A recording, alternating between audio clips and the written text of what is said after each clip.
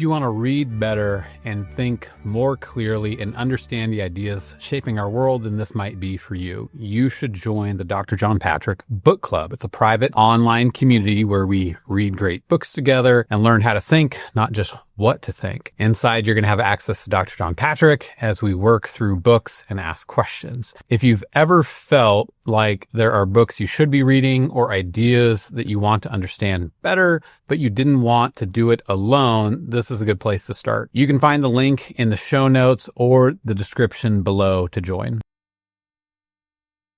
Good morning, everyone. Craig has been very patient this morning. I actually fell asleep on the couch, and so I was 10 minutes late getting to the appointment. Or a bit more, probably. Yeah, a bit more. So, welcome. I'm John Patrick, retired professor of biochemistry pediatrics, but more importantly, spent most of the last 40 years talking about ethics, culture, faith, and public policy with those who would listen, mainly doctors and medical students, occasionally churches. It's been an interesting experience.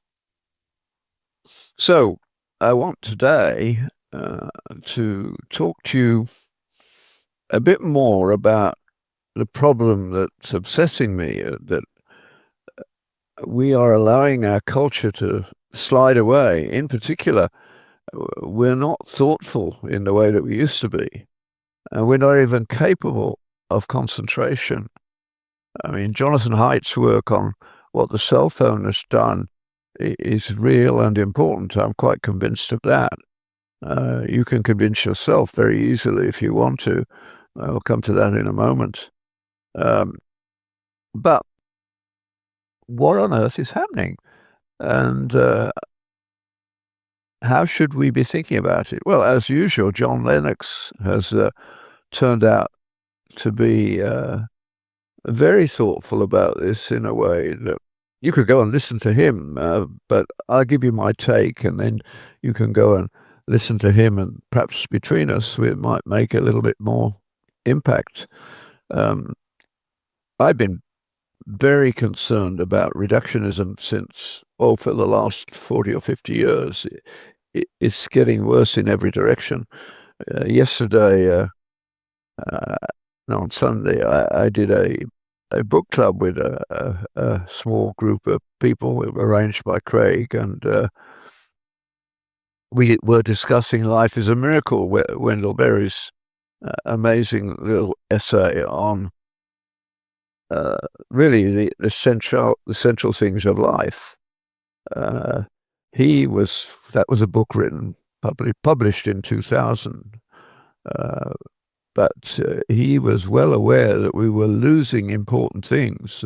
Amazingly, he starts that book with a discussion of propriety, behaving properly, and living within a story that makes a meaningful account of what it means to be human. And he uses King Lear as a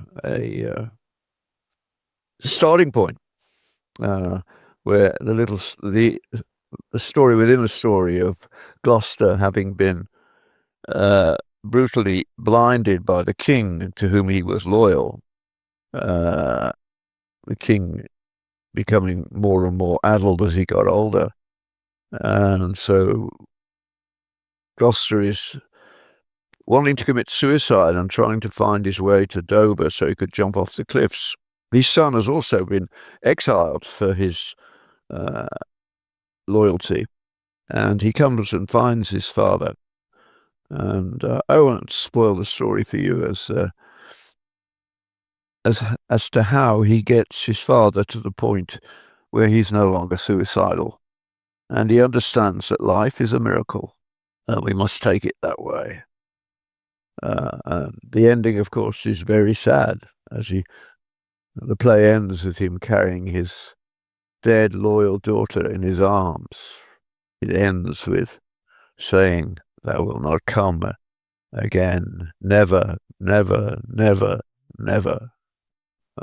Great actors love that ending.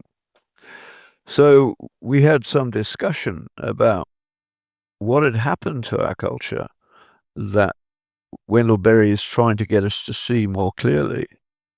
And he has some wonderful passages, so we shared some of those. Right in the first chapter, there's an amazing discussion of why we need poets. They make us think. And I couldn't agree more. Poetry has always been something that I loved because it said in a few words something I could think about for a long while. And now people don't bother to memorize anything. They just Google it when they need to, as though that's the same thing. It's a sad failure to engage. So what can we do about it? What on earth is happening?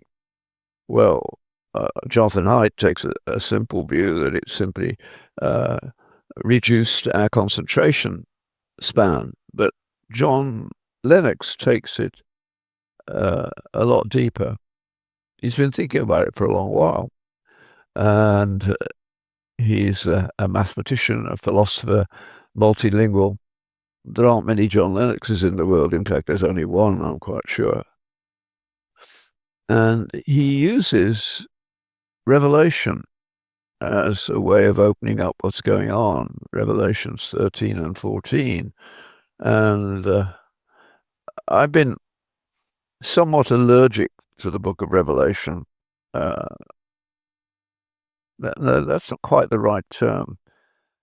I was introduced to the book of Revelation in a way which made me think this is not serious, because I grew up in the 1950s. I was a teenager, and the church group that I went to was somewhat obsessed with a very limited theology. Fortunately, they read the Bible a lot, so it was fine. The theology, after all, is only man's attempt to come to terms with God, and it ignites when God is behind it. But they would have conferences on Revelation and talking about end times and all sorts of other things that they were trying to fit it into their own schema rather than trying to think, why did John write this book? What was God doing to him at the time? And what John Lennox does in John 13 and 14, added to what I had learned from two other people. One is Eugene Peterson, and if you want an introduction to Revelation, his book on Revelation is superb. It's called Reverse Thunder. Lovely title. And the Reverse Thunder is taken from a poem and is built around Revelation 5, I think it is, when the prayers of the suffering saints go up to heaven and they're mixed with incense on the altar, and they come back to earth as thunderbolts. It's a wonderful metaphor for prayer and what it can do and what it does do, but not in our way, in his way. Well, the other person is David Wilcox in the Bible Speaks for Today series on Revelation. I think that's a lovely way to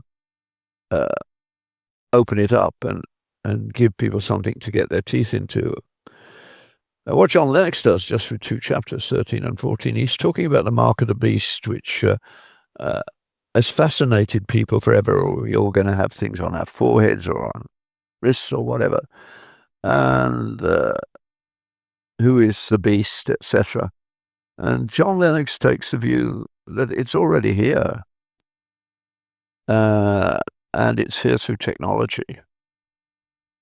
3 or 4 major companies are destroying our capacity to be truly human with high-tech stuff.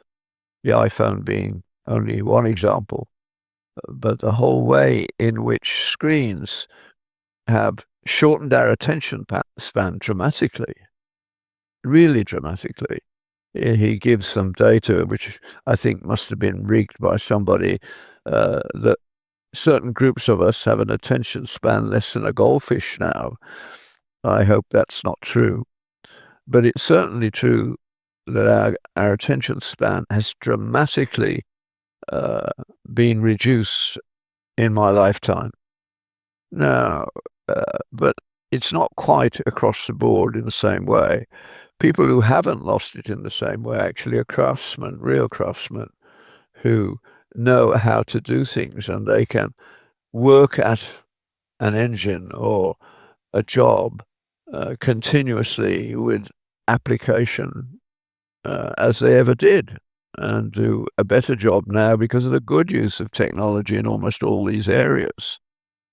But that's not what he's talking about. He's talking about, he thinks screens are a good example, and all that's connecting to them. And I think he's nailed it in a way. And he takes it all the way back to Deuteronomy, which is bound to interest me because that book has been so important to me. And Deuteronomy 6, where the children of Israel are being given the greatest commencement address of all time by Moses, and he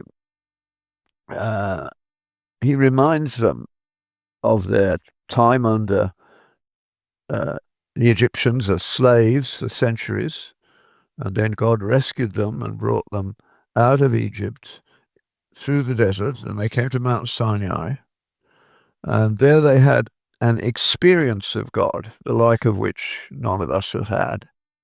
God speaking to them in a language they could understand, from the cloud on the mountain, with a small volcano and thunder and lightning. It was a pretty overwhelming experience. They were terrified. They wouldn't go near the mountain. They said, Moses, you go and talk to God. We will do whatever God tells us to do. And of course, they didn't.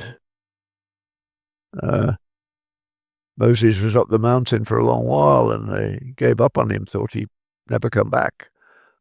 And they made an idol.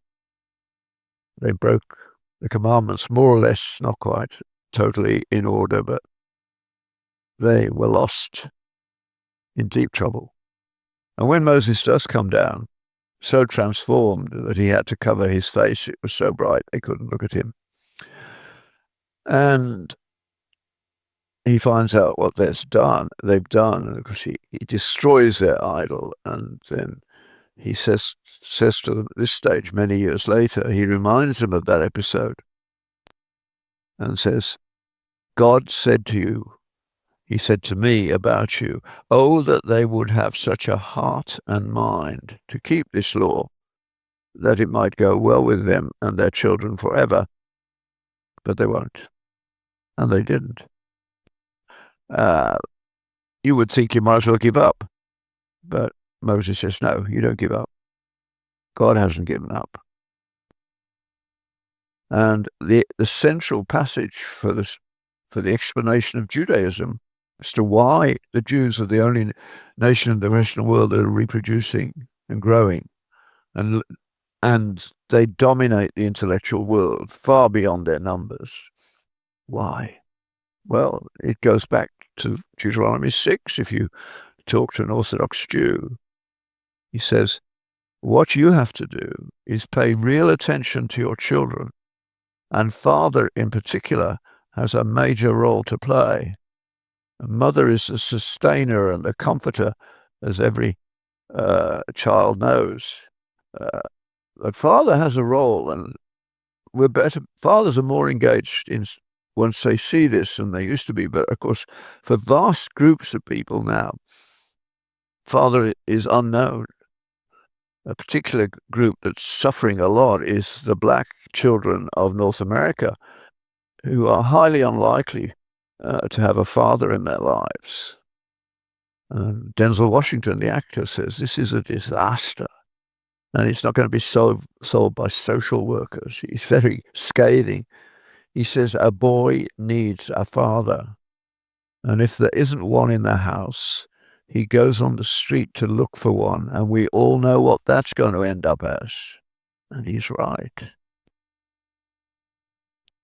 That discipline in the context of love, which ought to be part of the Father's impact, the main part. In fact, they should look at the way you live and way you do it and naturally follow, because they're made to at that point. So Moses says, fathers are to see that at their dining room table, the scriptures are talked about. You must have the scriptures on your heart, and you must teach them diligently to your children when you rise up, when you lie down, when you go on a journey. And John Lennox makes the point, write them on your hands, put them on your forehead, which Jews still do. And he points out that the word of God must be loved, the heart, it must be known, the brain, and it must be done, the hands. Those are the three marks that have to be taken seriously, the three areas. I think that's a lovely way to put it. So the mark of the beast, whether it's on the wrist or the hand, that's just a metaphor. He thinks it's already here, and it's social media and all that goes with it. We are followers, not thinkers. They know how to manipulate us to a very large degree, and we are manipulated.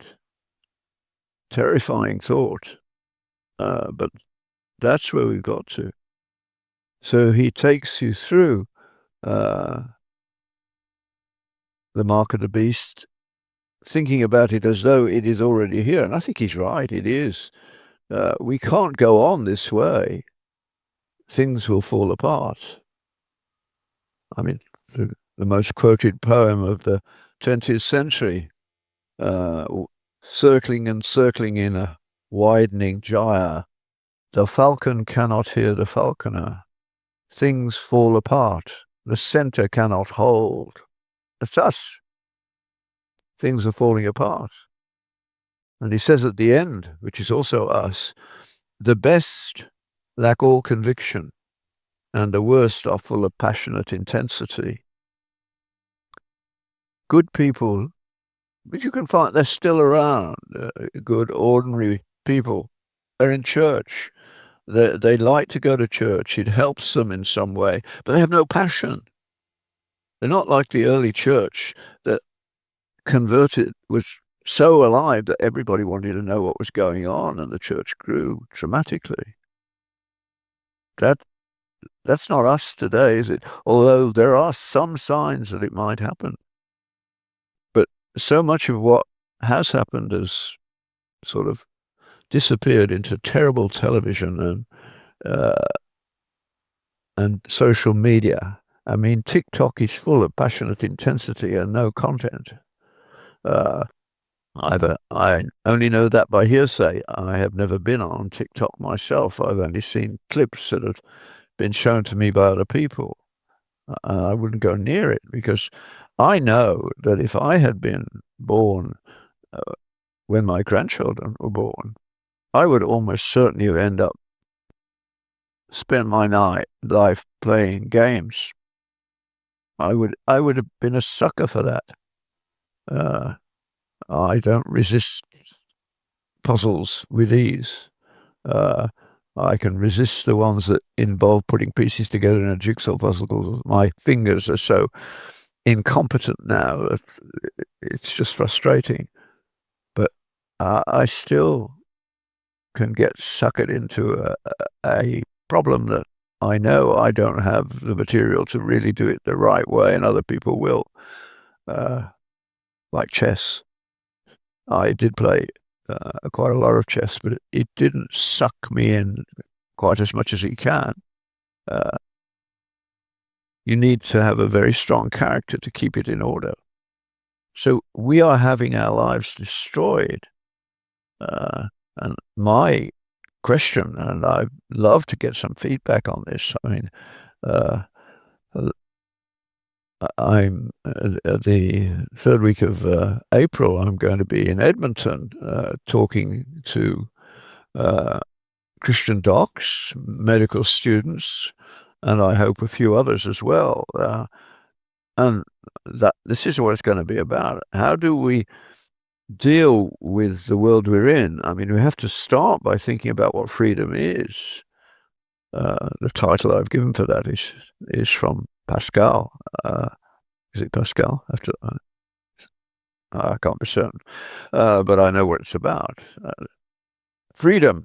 My favorite account of it is actually from Acton, Lord Acton. He said, freedom is not the freedom to do what you wish, but the freedom to do what you ought. We all know, don't we, what we ought to do in many situations, and then we don't do it. The problem is not ignorance. Everyone living knows the distinction between right and wrong. Children know it from early on, and we used to be taught the way to deal with it. But even Christians don't read their Bibles seriously enough to look at it and engage with it more deeply.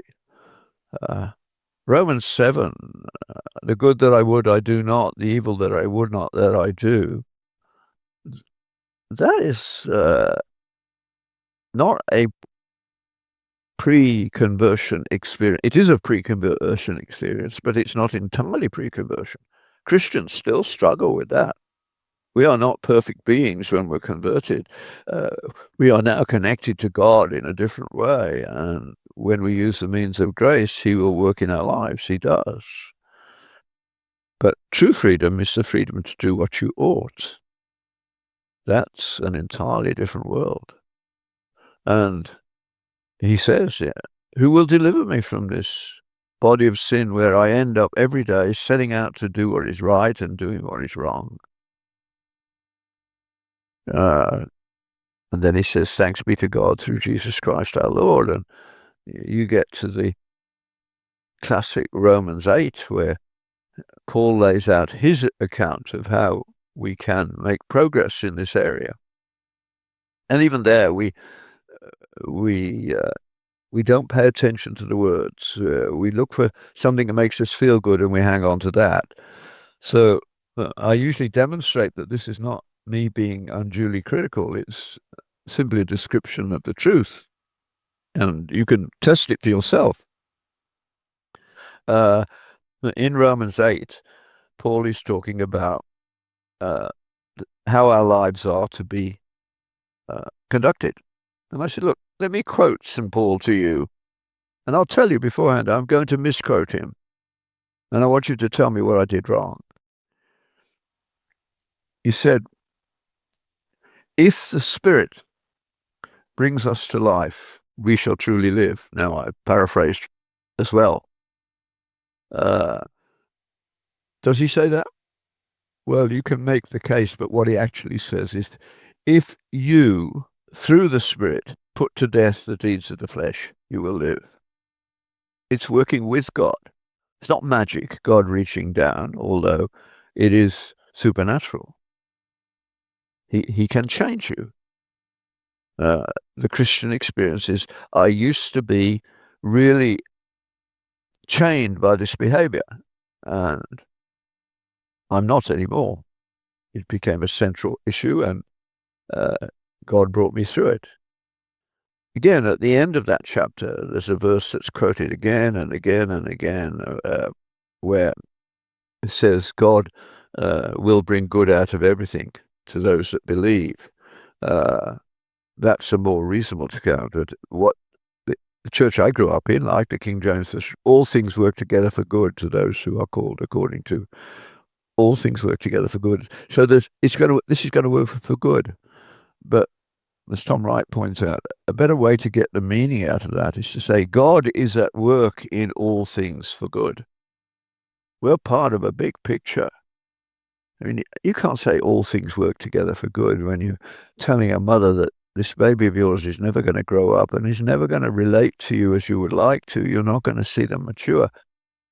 And in 20 years, they will die, and you will have committed 20 years to them. You can't say this is all going to be good in the immediate sense. Now, I do know that watching those families, a severely disabled child, especially very visibly so, but not so incapable of doing things like Down syndrome kids, they make or break families. Where families accept them from God and they become the center of the family because they're not nasty like we are. This the whole idea that suffering is an argument against God, I think it doesn't make sense. It doesn't take you anywhere. But if you take the idea that God says, what I do for the good of all time, for eternity. In this world, says Jesus, you will have trouble. And the trouble is real. I mean, martyrdom has always been part of the Christian community's experience. In the early church, it was dramatic. But it actually led to conversion. People look at what's going on. They say, well, I don't care. You've got something I don't have. You're seeing this in the Muslim world at the moment, where Jesus is turning up in dreams and visions, and young people, particularly girls, are in Iran, are saying, well, I met Jesus, and for the first time, he knew my name, and I felt seen. And they then have to struggle through the next little stage where they admit openly that they are now Christian, and their family throws them out. And they say, what I have found makes it possible to deal with that. And I can pray that my family will come to Christ too. That's the only way you can understand it. That it's worth it now because you have a vision of what is to come. And John Lennox is writing about that very, very convincingly at the moment, both in this talks on Daniel and on this one. You can find it on YouTube on The Mark of the Beast. It's already done to us by electronic media. It's got to our heart, it's got to our hands, it's got to our head. And we have somehow to convince the young, by the grace of God, by the work of the Holy Spirit, that they can break free of those chains. You can prove it to yourself. I mean, just get rid of your phone. Take a week off from your phone at some point. If your job allows you, you do have a holiday at some time. When the holiday comes around, lock it up somehow. It will be very hard to begin with, but you will begin. And find a really good book to read. If you need a novel, try something like Island of the World, which you won't be able to put down, and it's rather a thick book by Michael O'Brien. But I have so many friends through having introduced them to Michael O'Brien. I meet them all over the place, which is wonderful. I can't think of a better job than introducing people to literature that builds their souls. And you probably need a good novel to start with, because you won't want your phone. My wife is not a great novel reader. She's more concrete, she says. But when I got Island of the World into my hand, I said to her, Sally, you might like this book. She somewhat grudgingly started reading it. She couldn't put it down. I can't remember another novel that has done that to us.